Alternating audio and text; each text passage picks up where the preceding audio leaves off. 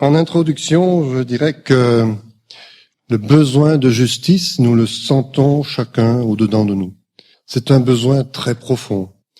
Et la société actuelle, malgré sa décadence, ressent toujours ce besoin de justice. Comme quoi, malgré tout ce qui peut nous perturber dans notre sens moral, eh bien, il reste toujours dans le cœur de l'homme et dans sa conscience quelque chose qui réclame la droiture, la justice, la règle. Alors, qu'est-ce que c'est que la justice? On va voir cela.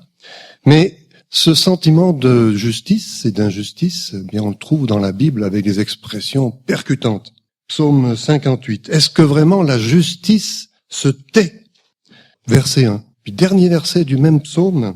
Et l'homme dira, certainement il y a un fruit pour la justice. Certainement il y a un Dieu qui juge sur la terre. Voilà. La réponse, donc, c'est en Dieu. Alors l'injustice règne aujourd'hui dans le monde. Le jugement est repoussé en arrière, nous dit Ésaïe, chapitre 59. La justice se tient loin, car la vérité a trébuché sur la place publique. Celui qui se retire du mal devient une proie. Mais l'Éternel l'a vu, et ce fut mauvais à ses yeux qu'il n'y eut pas de juste jugement. C'est vrai qu'Ésaïe a toujours des expressions percutantes, des images fortes pour nous toucher et nous sensibiliser. Amos aussi a des expressions qui nous arrêtent. Vous changez en absinthe le droit. Alors l'absinthe, tout le monde sait ce que c'est. On est tout près de la région de production. Je suis passé hier à la Brévine, la route de l'absinthe. Vous savez ce que c'est? On disait que c'était un poison, mais je crois que c'est vrai encore, malgré peut-être la modification chimique qu'on y apporte aujourd'hui. Vous couchez par terre la justice, ou renversez la justice. Vous avez changé le droit en poison et en absinthe le fruit de la justice. Le droit, la justice, c'est deux choses bien semblables. Quand on dit que quelqu'un a fait son droit, il a fait ses études de droit. Quand on parle des hommes de droit, c'est des hommes qui, finalement, déclarent la justice, ce qui est juste. Et alors, en réponse à cela, on a le discours du Seigneur, Matthieu 5. Bienheureux ceux qui ont faim et soif de la justice. Alors que ce soit aussi pour nous aujourd'hui, et ce soir, notre soif de justice pour découvrir ce que Dieu a à nous dire encore sur ce sujet.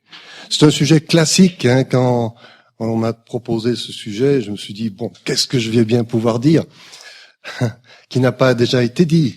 Mais voilà, il y a plusieurs choses. D'abord, le fait que la Bible est infinie, on découvrira toujours quelque chose de neuf dans la parole de Dieu. Et puis, même si on découvre pas quelque chose de neuf, il y a quelque chose qu'on a déjà entendu une fois, deux fois, trois fois, 1000 fois, et puis la 1001e fois, ça va percuter dans notre cœur, dans notre tête, et puis il y aura un sens tout particulier qui va nous illuminer. Et c'est ça aussi l'infini de la parole de Dieu. Et puis, même si un sujet est classique, dans la Bible, l'Ancien Testament, il nous dit qu'il nous faut creuser les puits et les recreuser. Les serviteurs d'Abraham, les descendants d'Abraham ont recreusé les puits des ancêtres. Eh bien, creuser un puits, vous trouvez pas un puits dans la nature. Il faut le creuser, il faut travailler. Et voilà, c'est un peu ce que nous voulons faire ce soir. Alors, quelques définitions. Il y a plusieurs sens dans le mot justice. En hébreu, le mot tzedek, c'était ce qui est droit, la rectitude. Quand on prend une règle, pour tracer une ligne droite, on prend une règle, c'est ça. Ce qui est exact, ce qui est conforme à la règle. Et puis le deuxième sens, c'est ce qui est équitable, ce qui est une notion d'égalité. On y reviendra. La probité, la justice dans les relations sociales. Et puis l'autre mot, le verbe, alors plutôt, tzadak, être juste, avec le dérivé, être reconnu juste. Et alors, on arrive par là à celui qui est reconnu juste, c'est l'homme. C'est l'homme qui est justifié par Dieu. En grec, c'est un autre mot, bien sûr, dikaios, qui signifie juste et pieux. Alors donc, avec ces trois mots de l'original, qu'est-ce que la justice? D'abord, alors, vous verrez, 1,4,1, 1,4,2, 1,4. Il y a 4 sens un peu, on peut relever 4 sens légèrement différents. D'abord, comme je l'ai dit, ce qui est conforme à une règle. Mais encore faut-il que cette règle existe. Or, aujourd'hui, dans le monde, les règles sont toutes couchées par terre, comme on l'a dit tout à l'heure. les unes après les autres. Et peut-être que lorsque la dernière règle sera par terre, le Seigneur reviendra. Et il y aura plus de recours. On ne pourra pas redresser ce que l'on a tordu. Il y a un verset dans l'Ecclésiaste où il est dit « L'homme ne peut pas redresser ce qui a été tordu », avec la réponse dans l'évangile de Marc, où il est dit que, justement, eh bien, ce qui est tortueux, les chemins tortueux seront rendus droits. Mais ça, c'est le miracle que fait Christ. Il n'y a que lui qui peut rendre droit ce que nous avons tordu. Grâce à Dieu, gloire à Dieu. Alors l'anarchie, la corruption sont la conséquence du rejet des règles divines, par exemple dans le monde physique, la pollution, spécialement dans les grandes villes. On ne peut plus respirer dans une grande ville. Vous êtes tous d'accord, Si vous allez à Genève et Lausanne, je pense que c'est pareil que chez nous. Il faut s'arrêter de respirer par moment quand il y a un bus ou un camion qui passe à côté de nous. C'est irrespirable. Puis au niveau moral, c'est la même chose. Le mal s'étale. Alors j'ai parlé de l'homosexualité, le choix du genre. Je pense que vous savez ce que ça veut dire. Que dans les manuels scolaires en France, les manuels sont déjà imprimés où on apprend à nos enfants depuis l'école primaire, s'il vous plaît, en même temps que les notions d'anglais, que le genre se choisit après la naissance, n'est plus déterminé par la naissance, n'importe quoi. La règle de Dieu est renversée, jetée couchée par terre. Le massacre des fœtus. Je vais parler de ces sujets parce qu'ils sont actuels. Actuellement, en France, il y a une manière détournée, un débat parlementaire au sujet de l'autorisation de faire des expériences sur les fœtus. Jusqu'à maintenant, c'était interdit avec des exceptions, mais ils voudraient que ce soit autorisé avec des garde-fous. Mais c'est un pas de géant, cela, entre interdire et autoriser. Parce que on interdit avec des exceptions, alors là, on y va. On va autoriser avec des sauvegardes, mais les sauvegardes seront absolument pas respectées, on le sait. Dans la création, Dieu a ordonné le monde. Qu'est-ce que c'est que ordonner? Il a ordonné, il a créé un ordre, ce qui a donné le mot ordonnance. Ordonnance, dans l'Ancien Testament, c'est les règles de Dieu. Tout ça se tient. La règle, l'ordonnance, l'ordre, l'équité, l'équilibre. Tout ça, c'est la création de Dieu. C'est ce que Dieu a voulu, c'est ce que Dieu a fait. Mais une fois que Dieu a donné la règle, l'homme s'est empressé de la transgresser. Sans règle, le maçon ne peut rien faire. Ses premiers outils sont une règle et un fil à plomb. Voilà, deuxième sens, c'est ce qui est équilibré, harmonieux, avec l'idée de justice, égalité. Le troisième sens qu'on trouve dans la Bible, c'est le juste, c'est pratiquement l'homme de bien. On trouve ça souvent dans l'Ancien Testament. Le juste a disparu du pays, c'est pas celui qui est juste avec ses semblables. Ça veut dire qui est l'homme de bien, quoi. Et puis le juste est aussi dans la Bible l'homme pieux, l'homme qui s'attache à Dieu pour l'écouter et le respecter. Il faut que je parle un peu plus fort, je crois. Deuxième chapitre, donc après les définitions, la justice de Dieu. Après on verra la justice de Christ. Après la justice de l'homme, pour ainsi dire, avec la justification. Et puis la justice pratique. Ce que nous sommes appelés à vivre, qu'on appelle aussi justice. Alors au sujet de la justice de Dieu, j'ai cité quelques versets qui m'apparaissent importants. Genèse 18, dans la bouche d'Abraham. Le juge de toute la terre ne fera-t-il pas ce qui est juste? Ah, cette prière d'Abraham, magnifique! Comment Abraham a-t-il fait pour entrer aussi profondément dans la connaissance de Dieu? Je ne sais pas. Une seule raison, une seule explication possible, à mon avis, c'est qu'il a vécu près de lui. Et en vivant près de Dieu, bien, il a appris à le connaître. Et de plus en plus, c'est ce que nous sommes appelés à faire. Quand on voit cette phrase, le juge de toute la terre, comment cela? Abraham sait que Dieu est le juge. Ah oui. Ne fera-t-il pas ce qui est juste? Voilà, c'est deux aspects, le juge et ce qui est juste. Abraham avait une connaissance de Dieu extraordinaire. Ésaïe 45, de Dieu juste et sauveur, il n'y en a point, si ce n'est moi. Juste et sauveur. Quel rapport entre juste et sauveur? Est-ce qu'il y a un rapport entre juste et sauveur? On va en parler, c'est le sujet. Est-ce que les deux sont en contradiction ou est-ce que les deux peuvent aller ensemble? De Dieu juste et sauveur, il n'y en a point si ce n'est moi. Je pense que c'est le résumé de la Bible. De Dieu juste et sauveur, il n'y en a point si ce n'est moi, déclare Dieu. Et Jésus rentre aussi dans cette définition. C'est un Dieu fidèle, il n'y a point d'iniquité en lui, il est juste et droit, dit Moïse, Deutéronome 32.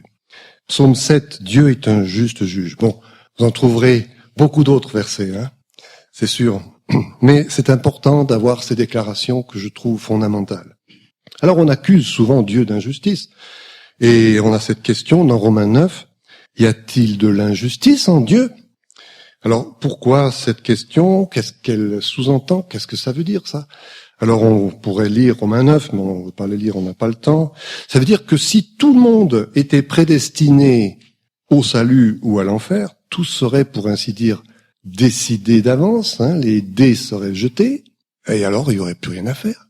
Tout serait déterminé d'avance. Mais alors, de quoi Dieu se plaint-il, dit l'apôtre Paul, à la place d'un incrédule? Il se met à la place d'un incrédule, puis il dit, de quoi Dieu se plaint-il encore? Il fait bien comme il veut. Il a tout décidé d'avance.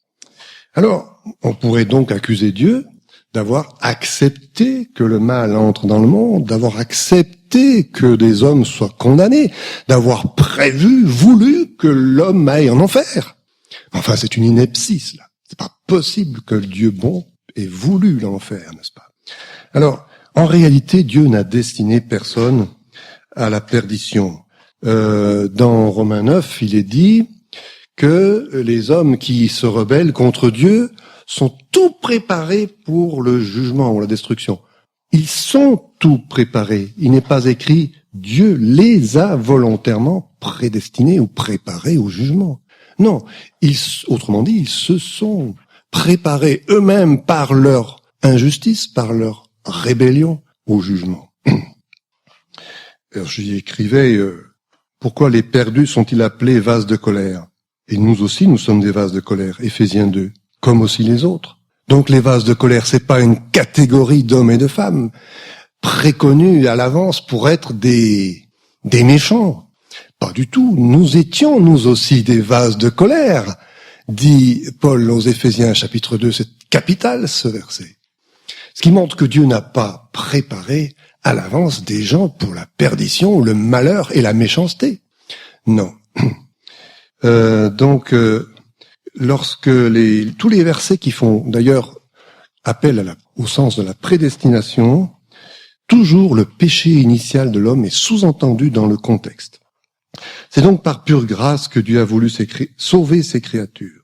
S'il n'était que justice, il aurait détruit immédiatement Ève et Adam et l'histoire de l'homme se serait arrêtée là. Puis alors, deuxième question que l'on entend, Dieu est-il injuste? Comment se fait-il qu'un Dieu juste et un Dieu bon permettent la souffrance, permettent les guerres, permettent des enfants anormaux, par exemple? Toutes ces choses qui vraiment, c'est vrai, peuvent nous déstabiliser, nous dire, mais on comprend pas. Alors, il y a plusieurs réponses. La première, c'est la réponse seule autorisée, c'est celle du Seigneur lui-même dans Matthieu 13, dans la parabole de l'ivraie. Vous connaissez cette parabole, c'est un propriétaire, un agriculteur qui sème son champ avec du blé. Et puis, quelques semaines après, le blé lève et en même temps l'ivraie. L'ivraie, c'est une plante, une mauvaise herbe qui ressemble au blé fortement. Et puis, il faut attendre pas mal de temps pour distinguer le blé de l'ivraie. J'apprends rien à nos amis ici. Alors, les serviteurs de l'agriculteur disent, mais n'as-tu pas semé de la bonne semence dans ton champ, du blé? Mais oui. Alors, pourquoi y a-t-il de l'ivraie? Réponse, un ennemi a fait cela. Pour nous, qui c'est l'ennemi? C'est Satan. Donc la souffrance dans le monde, par exemple, la souffrance des enfants, qui est la plus difficile à accepter, n'est pas le fait de Dieu, n'est pas imputable à Dieu. C'est pas Dieu qui en est responsable. C'est Satan et l'homme qui l'a entraîné à sa suite dans la rébellion. La création était parfaite et bonne. Alors deuxième question, mais pourquoi Dieu laisse-t-il le cours du monde? Pourquoi laisse-t-il faire cette injustice? Alors la réponse, toujours dans la même parabole de Matthieu 13, « Veux-tu que nous allions et que nous cueillions l'ivraie ?» Ah non, surtout pas. Non, non.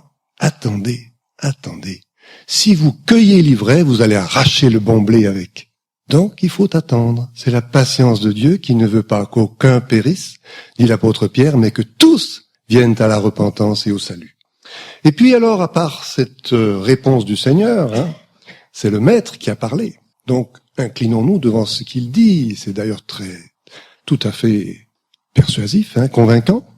Je prendrai l'image que j'ai entendue une fois dans un débat radiophonique dans la bouche d'un prêtre catholique qui contestait avec un athée philosophe. Et le philosophe disait « Je croirai jamais en un Dieu qui laisse souffrir l'humanité ». Le prêtre lui a répondu « Si vous vous approchez d'une rivière polluée, vous pourrez pas la boire. Est-ce que c'est la faute à la source si la rivière est polluée ? Ou bien est-ce que la pollution a été amenée plus loin que la source ? La source est toujours aussi pure. » Combien c'est magnifique cette réponse. C'est pas Dieu qui est en cause s'il y a le péché dans le monde. C'est un ennemi qui a fait cela. Ça a été introduit dans cette belle création merveilleuse de Dieu.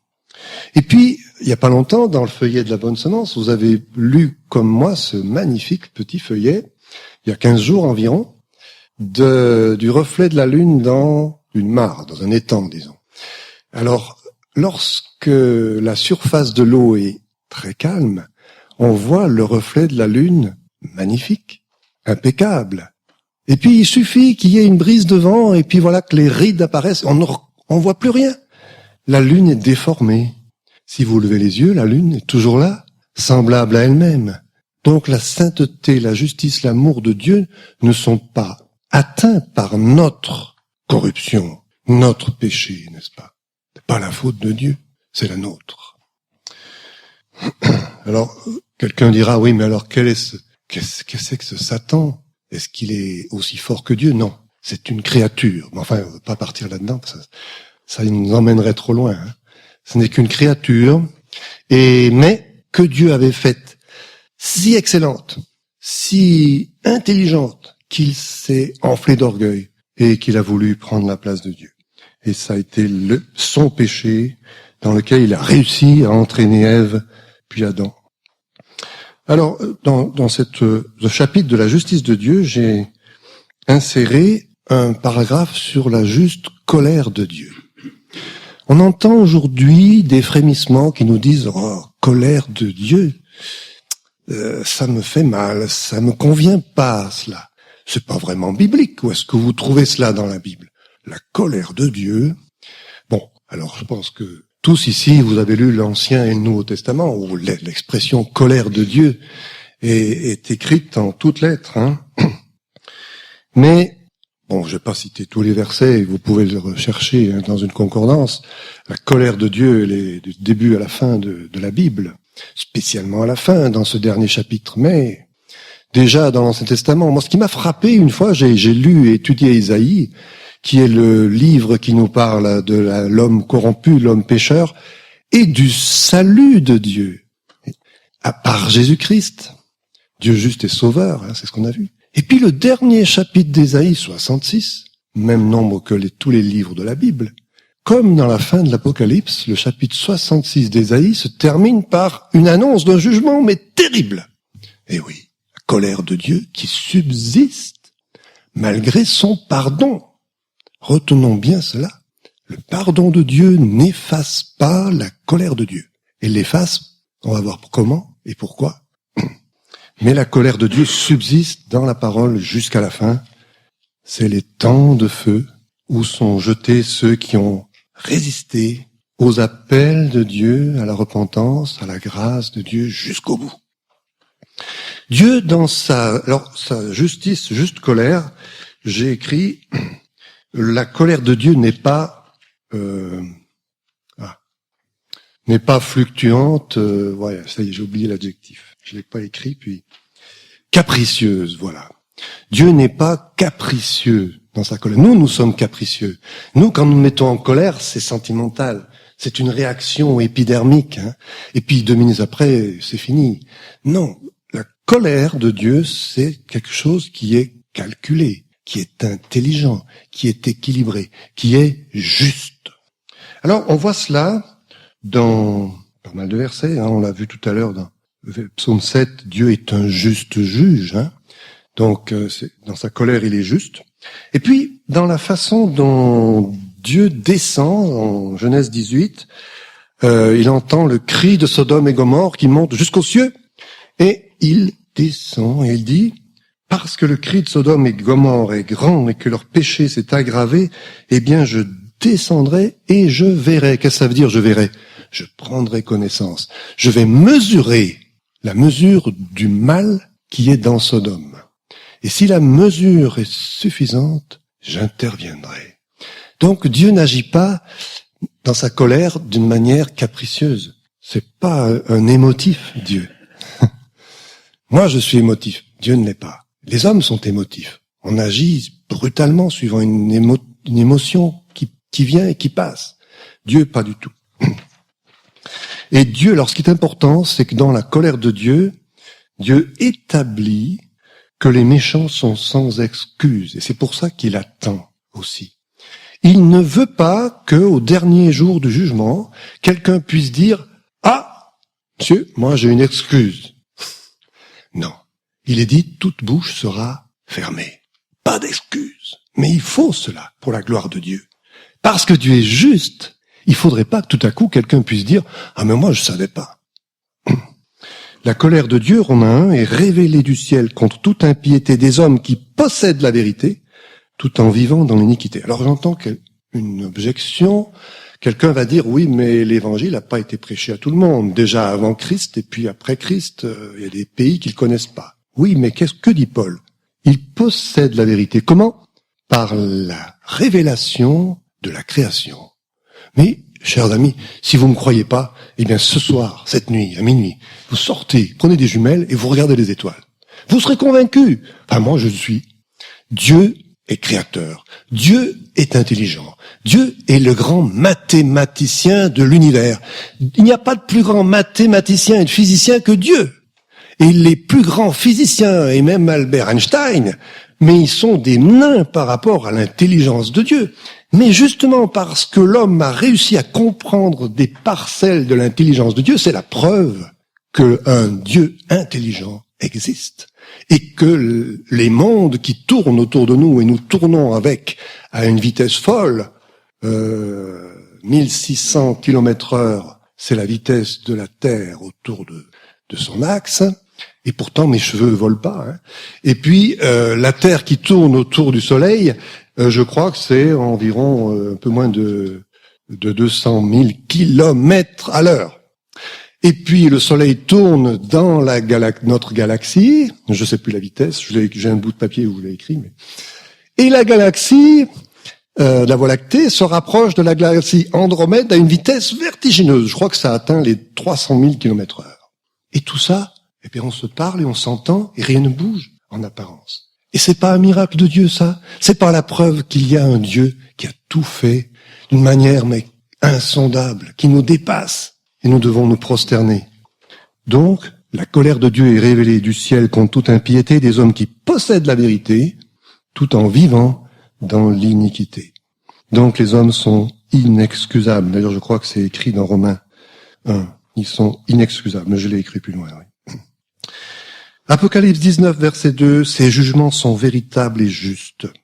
Apocalypse 16, verset 5. Tu es juste, toi qui es et qui étais, parce que tu as ainsi jugé. Alors, au sujet de cette colère qui n'est pas capricieuse, n'est pas une colère humaine, j'ai cité Osée 11, verset 9, qui est important. Osée dit, pour Dieu, comme messager de Dieu, je ne viendrai pas avec colère, car je suis Dieu et non pas un homme. Alors ça, il s'adresse à son peuple. Dieu n'agit pas avec une colère humaine, c'est ce que ça veut dire, parce qu'il n'est pas un homme. Et alors, dès que Dieu estime qu'un homme a une excuse d'ignorance, alors il le dit. Vous avez agi par ignorance, dit Pierre au peuple dans Acte 3. Je sais que vous l'avez fait par ignorance. Oui. Et vos chefs aussi. Et pourtant, les chefs, ils avaient la loi. Et ils ont vu la loi et Christ. Ils auraient tout de même pu faire le rapprochement. Repentez-vous donc. Alors, en conclusion de ce chapitre, jugement ou miséricorde. Est-ce que le jugement est la... Alors, où se trouve la miséricorde dans tout ce que je viens de dire, où j'insiste sur la justice? Eh bien, réponse, eh bien oui, les deux vont ensemble, les deux cohabitent, coexistent. Et pourtant, elles sont contradictoires, c'est vrai. Alors, Jacques 2 nous dit, la miséricorde se glorifie vis-à-vis du jugement. Ça veut dire, la gloire de Dieu est plus grande dans son pardon que dans son jugement. Alors, voilà. Toutefois, donc là, j'ai un peu parlé déjà de ce sujet. Toutefois, celui qui méprise la grâce offerte et foule aux pieds le Fils de Dieu sera jugé d'une punition sans miséricorde. Hébreux 10, verset 29. Alors, ces versets qui nous parlent de cette colère finale, on peut dire que la grâce aura le dernier mot, mais il y a quand même cette colère qui est jusque dans le dernier livre de l'Apocalypse. Ces versets coupent l'herbe sous les pieds des universalistes. Qu'est-ce que c'est les universalistes? C'est ceux qui contestent les peines éternelles en disant que, Dieu est trop bon, vous n'y pensez pas, mais vous êtes complètement à côté de la plaque. Dieu est bon, il va pas permettre que des hommes demeurent éternellement dans les flammes éternelles. Mais oui, mais voilà, nous nous inclinons devant la parole de Dieu, et je crois que quand on se pénètre de ce sentiment, de cette idée de la justice, on comprend mieux qu'il y ait un enfer. C'est réservé au diable et à ses anges, qui ont péché en connaissance de cause, parce qu'ils étaient là-haut dans le ciel. Ils n'étaient pas aveuglés par leur nature humaine, comme l'homme. L'homme, disons, a des excuses dans le sens où on est pétri d'infirmité, et les anges et Satan n'avaient pas d'excuses parce que ils sont là-haut et ils voient de loin la face de Dieu. Et c'est pour ça qu'ils sont inexcusables. Alors, l'universalisme, c'est une négation des peines éternelles. D'autre part, le châtiment sera juste, proportionné à la responsabilité de chacun. Alors, il en est peu parlé dans la parole de cette idée, mais parce que peut-être qu'il vaut mieux pas trop s'apesantir là-dessus, c'est une énigme encore pour nous. Cependant, il y a quelques versets qui l'indiquent. Romains 2, verset 16, Dieu rendra à chacun selon ses œuvres. Apocalypse 20, verset 12, les morts furent jugés selon leurs œuvres. Ecclésiaste 12, verset 14, Dieu amènera toute œuvre en jugement, avec tout ce qui est caché, soit bien, soit mal. Matthieu 10 et 11, les villes réfractaires à l'évangile seront jugées plus sévèrement que Sodome et Gomorrhe. Ah, eh oui, c'est Jésus qui l'a dit. Il parle à Chorazine, je crois, Bethsaïda, ces villes qui ont bénéficié de son ministère de grâce et de vérité et qui l'ont rejeté, eh bien, elles auront un jugement plus sévère que Sodome et Gomorrhe. Et Luc 12, verset 47, qui nous dit que les uns seront battus de peu de coups, d'autres de plus de coups en fonction de l'enseignement qu'ils auront reçu. De sorte que vous tous et moi-même qui sommes ici, nous avons une grande responsabilité, non seulement d'écouter, de croire, mais ensuite de vivre justement et pieusement et sobrement. Troisième chapitre, la justice de Christ.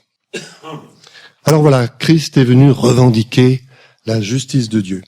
Alors on trouve cette justice sous ces trois aspects, comme homme, comme roi pendant le millénium, et comme juge au dernier jour. Alors comme homme, la mission du Messie était d'établir la justice sur la terre. On trouve cela dans Ésaïe 42. Il fera valoir, il fera briller le jugement au sens du droit, la justice, à l'égard des nations, donc sur le monde entier. Christ va faire briller la justice de Dieu dans le monde entier, c'est ce que ça veut dire. Il fera valoir le jugement en faveur de la vérité. Et puis verset 21 du même chapitre, l'Éternel a pris plaisir en lui à cause de sa justice, la justice de son Messie, de Jésus. Il a rendu la loi, excusez-moi, il y a une coquille, grande et honorable. Pierre Houdon a dit une fois, je m'en souviendrai toujours, la loi donnée par Dieu, c'est le fil à plomb du maçon. Il fallait ce fil à plomb pour nous montrer ce qui est la règle divine. En sainteté, en justice, en amour du prochain, tout cela. En propreté, on peut dire aussi, écologique et tout cela, c'est le fil à plomb. La loi, c'est le fil à plomb qui révèle le droit selon Dieu, ce que Dieu veut, sa volonté. Eh bien, Jésus va ainsi manifester, il a manifesté que la loi de Dieu est juste et vraie. Pourquoi? Comment l'a-t-il manifesté? D'abord en s'y conformant dans sa vie. Il a été saint, pur, innocent. Et ensuite en mourant pour nous. Et sa mort est la preuve que Dieu est juste. On va y revenir. Acte 3, vous avez renié le saint et le juste. Acte 22, c'est Paul qui parle. Dieu m'est apparu pour voir le juste, avec une majuscule. Ah, le juste. C'est le titre du Seigneur. Ésaïe 53, mon serviteur juste enseignera la justice à beaucoup de gens. D'autres traduisent, mon serviteur juste justifiera beaucoup d'hommes et de femmes. Jérémie 23, je susciterai à David un germe juste. Bon, on va pas citer tous ces versets, il y en a beaucoup, qui parlent de la justice de Christ. Et puis, comme roi, alors dans son millénium, ce sera un règne, un royaume de justice, de paix, de vérité, de bonté, de pureté. Et Ésaïe 32, un roi régnera en justice. Je crois qu'il y a Ésaïe 16 aussi. 2 Samuel 23, dans le psaume de David, celui qui domine parmi les hommes sera juste.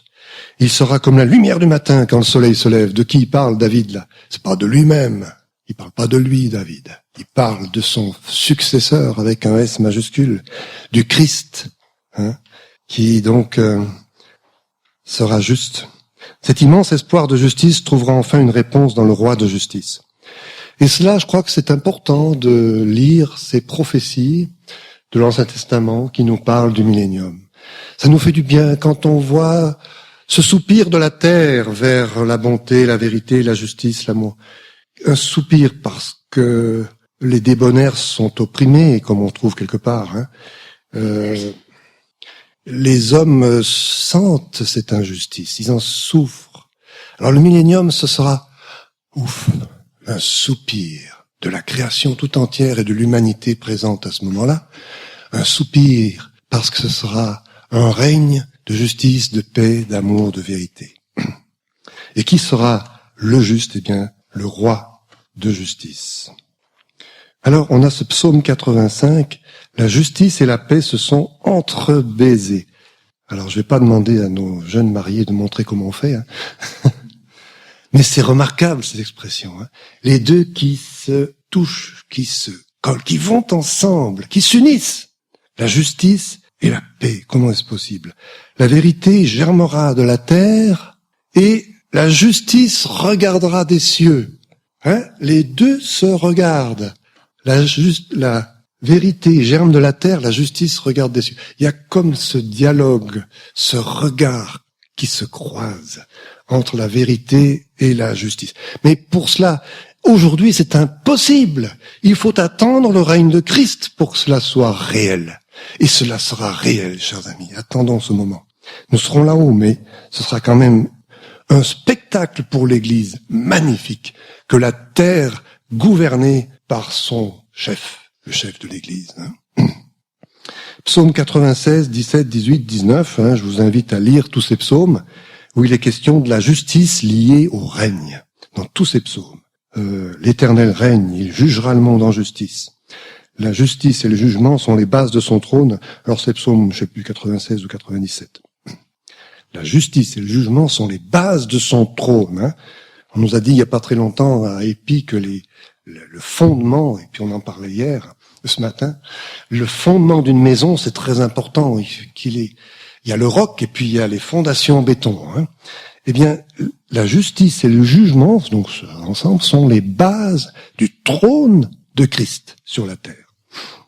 Voilà. Daniel 9 dit, le Seigneur, le Messie, introduira la justice des siècles. 1000 ans de justice. Et puis enfin, donc, troisième sous-chapitre, là, 3.3, comme juge. Alors, Acte 10, c'est lui qui est établi de Dieu, juge des vivants et des morts. Les morts vont rester morts longtemps et ils ressusciteront. Pourquoi faire? Pour être jugés. Mais c'est catastrophique, ça. C'est implacable, ça. Il n'y a pas d'issue possible. Si quelqu'un meurt aujourd'hui dans ses péchés, il reste dans la mort jusqu'à ce dernier jour, y compris pendant les 1000 ans du règne qu'il ne connaîtra pas. Et après le millénium, tout le monde va ressusciter, et tous les incrédules. Nos cimetières seront des champs ouverts. Et pour comparaître devant qui? Devant Dieu? Devant Jésus-Christ, le juge. Il a donné tout le jugement au Fils. Jean 5. Bon. Le chapitre suivant, c'est donc comment l'homme peut-il accéder à la justice de Dieu? Alors là, on arrive à des choses, je pense, qu'on connaît très bien dans notre milieu, un peu moins peut-être dans d'autres milieux, même chrétiens. La page suivante, vous voyez la photo de Luther, je l'ai mise là parce qu'elle est importante. Dans l'histoire, il y a eu une période où cette justice liée à la grâce, à la paix, était une notion complètement inconnue. Alors, le principe de la justification. D'abord, j'ai pas écrit cela, Job 9, verset 2 nous dit « Comment l'homme sera-t-il juste devant Dieu ?» Job 9, verset 2. Et est-ce que c'est nous qui serons justes? Non. Ésaïe 64 nous dit « Nos justices sont comme un vêtement souillé. » Qu'est-ce qu'on fait d'un vêtement souillé? On le met dans la machine à laver. Ou bien s'il est trop sale, on le jette aux ordures. Donc nos justices ne valent pas mieux que des ordures devant Dieu. Tout ce dont nous pouvons nous targuer, nous glorifier. Donc nous avons besoin d'une autre justice qui n'est pas la nôtre. Alors, c'est cette justice de Dieu dont nous avons besoin. Alors la justification est rendue possible par la substitution, c'est-à-dire que Dieu punit le péché sur Jésus. Comme il ne peut pas punir deux fois pour une même faute, il est juste en justifiant le croyant. Alors, pour illustrer cela quand même, je vais déjà raconter ici cette histoire. Pendant la Révolution française, un noble, parce que c'est eux qui ont plus trinqué, avait été mis en prison. Et puis, c'était un jeune homme. Et son père est venu dans sa cellule avec lui, en prison. Il a passé la nuit avec lui. Et au matin, à l'aube, bien sûr, l'aube de l'exécution, les soldats frappent à la porte, ouvrent la porte, allez, c'est le moment, venez. Le père se lève et sort avec eux. Et c'était le fils qui était condamné. Le père se lève et sort avec eux et on lui tranche la tête. Tout à coup, le fils dormait. Tout à coup, le fils se réveille dans sa cellule. Son père était parti. Il a compris rapidement. Il a vu le soleil et son père disparu. Son père avait subi la peine à sa place. Voilà, c'est ce que Jésus a fait pour vous et pour moi. Il s'est, pour ainsi dire, présenté à l'échafaud. Il a présenté son cou sous la guillotine. Il s'est mis à notre place. Et voilà ce qui rend possible la justification. Alors quel est le fondement de la justification? Est-ce que c'est notre foi? Non. Le fondement de la justification, c'est pas ma foi. La foi, c'est seulement le moyen de l'attraper, de nous en saisir, pour ainsi dire. La base, c'est la croix, c'est l'œuvre de Christ. La foi n'est que le moyen. Alors, dans Éphésiens 2, verset 8, dans la version qu'on a dans nos anciennes Bibles, c'est par la grâce que vous êtes sauvés par la foi. Dans la version révisée, par nos frères, c'est par la grâce que vous êtes sauvés par le moyen de la foi. Et nos hellénistes, qui connaissent bien le grec, ont eu raison de changer, parce que le mot par, il y a deux mots différents. Par la grâce, par la foi, c'est pas le même mot, par. Le deuxième signifie par le moyen de. C'est comme quand je viens en Suisse et que je change mes euros contre des francs suisses. Je prends une nouvelle monnaie. Et je reconnais qu'en prenant votre monnaie, j'en reconnais la valeur, sinon je viendrais pas. Et je pourrais pas rentrer et acheter vos couteaux suisses. Alors, donc la monnaie, c'est la foi. C'est notre moyen de venir, de saisir, mais le prix vraiment a été payé par Dieu.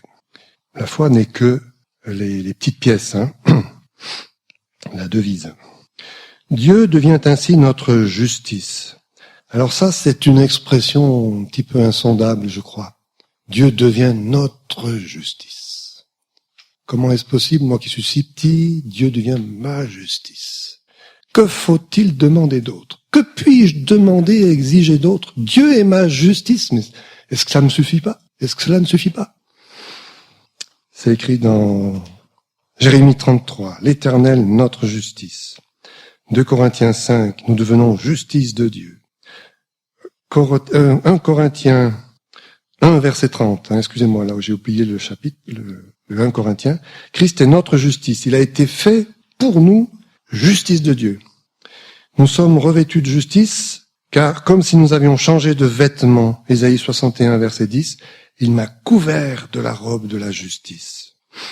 Donc Dieu nous voit juste si on est couvert. Il n'y a plus un endroit où on peut voir la peau. On est entièrement couvert. Comme en Orient, quand on se couvrait, même les hommes se couvraient pour se protéger du soleil, on voyait pratiquement plus rien, peut-être les yeux, pour se cacher du soleil, du sable et de la chaleur. Alors quand nous sommes couverts de la justice, personne ne peut voir encore un défaut. C'est pas possible. Nous sommes en Christ, justice de Dieu. Et Dieu nous voit juste, il ne nous voit plus nus. Adam et Ève se sont vus nus. La réponse à cette nudité, c'est Christ, notre justice. Expression de Romains 5, plusieurs seront constitués justes. C'est fort ce mot, constitués justes. Dans Jean 17, Jésus en appelle à la justice du Père, qui ne peut rien refuser à celui qui a payé la facture. Il lui dit, Père juste, je veux que quant à ceux que tu m'as donnés, ils soient aussi avec moi. Père juste, c'est pas une faveur que je te demande. C'est pas une indulgence. C'est une justice. Pourquoi? Eh bien, parce que je suis mort. Je vais mourir.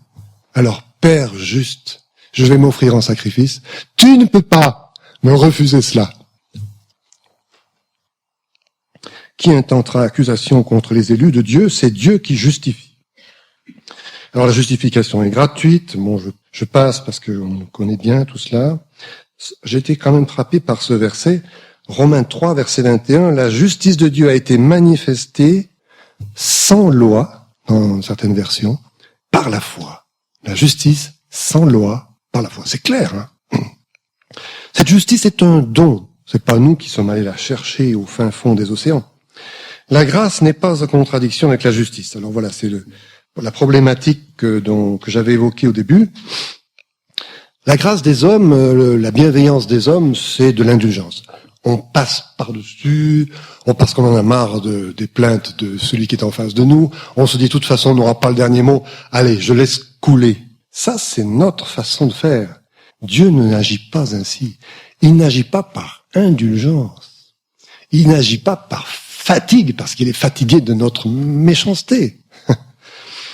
Non, Dieu ne passe pas l'éponge sur nos péchés, au mépris de sa loi. Mais la grâce est rendue possible par la justice. Romains 5, verset 21, la grâce règne par la justice. Alors c'est un verset de Romains 5 qui mérite une explication. Pourquoi la grâce règne par la justice? D'abord, c'est quand ça? C'est demain, c'est aujourd'hui que la grâce règne? C'est aujourd'hui. C'est parce que la grâce règne aujourd'hui qu'on peut annoncer l'évangile, offrir la grâce aux perdus. Mais la grâce règne, donc elle est toute puissante, elle est libre. On peut librement annoncer la grâce de Dieu, mais par la justice. Mais quelle justice? Qu'est-ce que ça veut dire ça? Eh bien, une fois de plus, parce que la justice de Dieu est tombée sur l'innocent, sur la victime sainte, à la croix. Et donc, si la grâce est offerte, c'est par justice de Dieu. Le pécheur accusé par la loi, par Satan ou par sa conscience est délivré du jugement et déclaré juste, rendu plus blanc que neige. Ésaïe 1. Alors vous trouverez sans doute beaucoup d'autres versets qui confirment cela. Alors, bon, le temps passe, je vais accélérer un peu. La justice par les œuvres ou par la foi, je crois que c'est une question qui, dans notre milieu, est assez bien connue. Alors Luther, je parle un peu de Luther parce que c'est quelqu'un qui a souffert de cette question. C'était un moine catholique, Luther. Et s'il est allé frapper à la porte d'un couvent, c'est parce qu'il avait et ressentait en lui-même ce besoin d'être en règle avec Dieu. Et puis même entré au couvent, il n'a toujours pas trouvé la justice. Il n'a toujours pas trouvé la paix dans son cœur. Jusqu'au moment où un autre moine lui dise, mais lis l'épître aux Romains. En latin, bien sûr, mais il savait le latin et puis sans doute le grec et d'autres choses. Et il l'a lu et il a été convaincu. Mais entre-temps, il était allé à Rome en pèlerinage faire pénitence. Et alors, j'ai lu quelque part, je n'ai pas eu beaucoup de confirmation, alors c'est un peu sous réserve, qu'il était allé donc faire un pèlerinage, mais vraiment faire pénitence, monter à genoux les gradins de je sais plus quelle basilique là-bas, à genoux, pour mériter le ciel. Tout à coup, il entend une voix, que fais-tu là? Sidéré, il se relève et il s'en va. Il repart et il s'est rendu compte que ce qu'il faisait là ne servait à rien, qu'ils étaient en train de se tromper complètement. Puis alors, il y a plusieurs commentateurs disent que Luther aussi a été très choqué, scandalisé par ce qu'il a vu à Rome, le luxe du pape et de l'Église.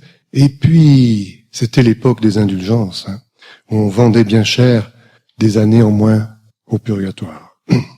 Et alors, donc ce débat des œuvres et de la foi, parce que l'Église catholique ne va pas vous dire, elle va dire plutôt, le salut est par la grâce. Et je me souviens d'avoir entendu avec stupéfaction Jean-Paul II, donc on a vérifié, c'est bien lui, dire cela lors d'un concordat avec les luthériens en Allemagne, il y a quelques années. Il a dit, oui, Dieu, salut est par la grâce. Et par les œuvres. Et ça, il l'a pas dit devant les luthériens.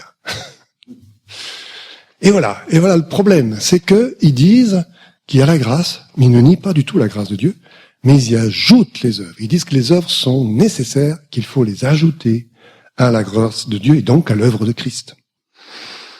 Voilà. Bon, je passe, c'est 9h bientôt. Vous pourrez lire la suite à la maison. Alors sur la justice pratique du croyant, c'est donc une question beaucoup plus pratique. C'est le dernier sens de la justice qu'on trouve dans toute la Bible, mais 1 Jean 3, verset 7, celui qui pratique la justice est juste. Philippiens 1, étant rempli du fruit de la justice. C'est pas notre justification, ça. C'est une marche juste. Donc une marche juste, intègre, droite, sobre, ça résume toutes les qualités, les perfections que doit refléter le croyant à l'image de son maître. Et puis Isaïe 64, tu viens à la rencontre de celui qui se réjouit à pratiquer la justice. Voilà, c'est ce sens de la justice pratique. Cette notion remplit l'Ancien et le Nouveau Testament. Et puis dans certains versets, la justice est opposée à la pratique du péché. Donc dans 1 Jean 3, donc on voit bien que le sens de juste là est très large, la justice. Cette justice glorifie Dieu. Elle est désignée comme un but à poursuivre. 1 Timothée 6 poursuit la justice. 2 Timothée 2 poursuit la justice. C'est 2 fois dans les épîtres de Paul à Timothée. Et même dans ces 2 versets, elle vient avant la piété et la foi. C'est important, Elle doit être réelle, sincère, non pas de façade. Si votre justice ne surpasse pas celle des pharisiens, vous n'entrerez pas dans le royaume de Dieu, disait le Seigneur dans l'Évangile. Elle est considérée et valorisée comme un fruit de la vie divine. C'est ce verset de Philippiens 1. Le fruit de la justice. Et Jacques dit aussi que la justice se sème comme une semence. Puis alors il y a le sens, après ce sens général, de nos actes justes, notre marche, notre conduite juste, il y a le sens de l'équité sociale. Alors Colossiens 4, maîtres, accordez à vos esclaves ce qui est juste et équitable. Dans Lévitique 19, repris par Ézéchiel, ce qui n'est pas frauduleux. C'était très important d'avoir des balances justes dans le commerce. Le fraudeur, il rognait un peu sur un plateau pour que ça penche toujours du même côté. Voilà. Vivons sobrement, justement et pieusement, c'est ça qu'on retrouve dans le Nouveau Testament. Philippiens 4, verset 8, que les choses qui sont justes occupent vos pensées. Alors on peut appliquer ça à beaucoup de domaines, l'impôt, Romains 13, rendez à tous ce qui leur est dû, la justice dans la famille, les partages, notamment dans les partages, faisons attention à cette justice entre frères. C'est pas évident. Combien de disputes à ces sujets-là. Dans la famille, dans le couple, etc., dans l'éducation des enfants. Est-ce que nous élevons nos enfants avec justice, sans favoritisme? J'ai vu, moi, malheureusement, un père et une mère se déchirer à cause de leurs enfants, chacun ayant son favori, son chouchou. Oh là là, c'était pénible. Je citais le jubilé en Lévitique 25. Vous savez qu'au jubilé, tous les 50 ans, il fallait renvoyer libre ceux qui s'étaient vendus à vous parce qu'il manquait d'argent et tout leur rendre et y rentrer dans leur possession. Et c'était un facteur d'équilibre social et pas de capitalisme en Israël. J'ai rencontré une fois des Somaliens, un Somalien à Besançon, étudiant, qui m'a dit que ça se pratiquait encore là-bas, un jubilé. Alors je sais pas, c'était tous les 50 ans, je crois, oui. Et il peut pas y avoir de capitalisme. Parce que, au bout de 50 ans, celui qui s'est enrichi redevient égal aux autres. Et celui qui s'est appauvri reprend toutes ses possessions. C'est merveilleux, cela. Ça, c'est la justice selon Dieu, la justice sociale selon Dieu. Alors Jacques reprend cette idée. C'est pas seulement une idée de l'Ancien Testament. Jacques nous dit qu'il faut pas faire de différence. Comment il explique le mot, lui? Ouais, je sais plus. Entre le pauvre et le riche, dans notre version. C'est un autre mot que différence.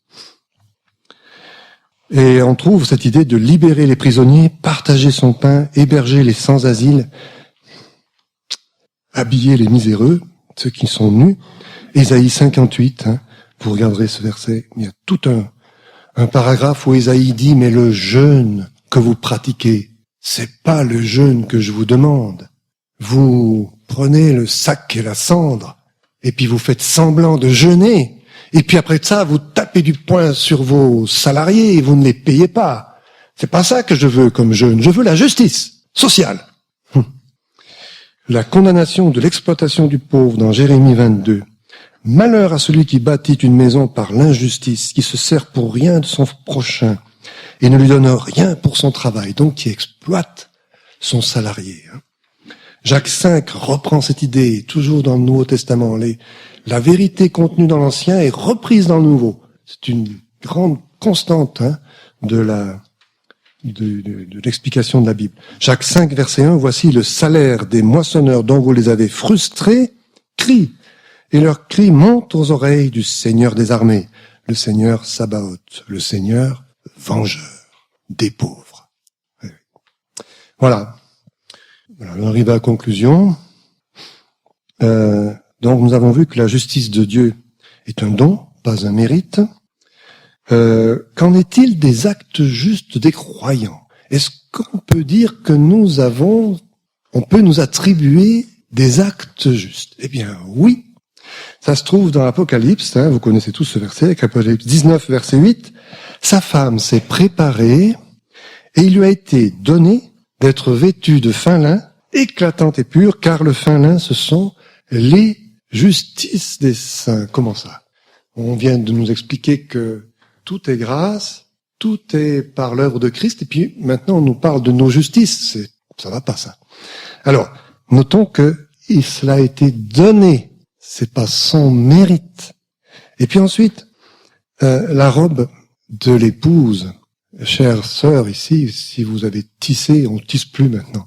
Tout est fait en Chine, mais enfin, si vous avez tricoté, il y a la patience d'un fil après l'autre.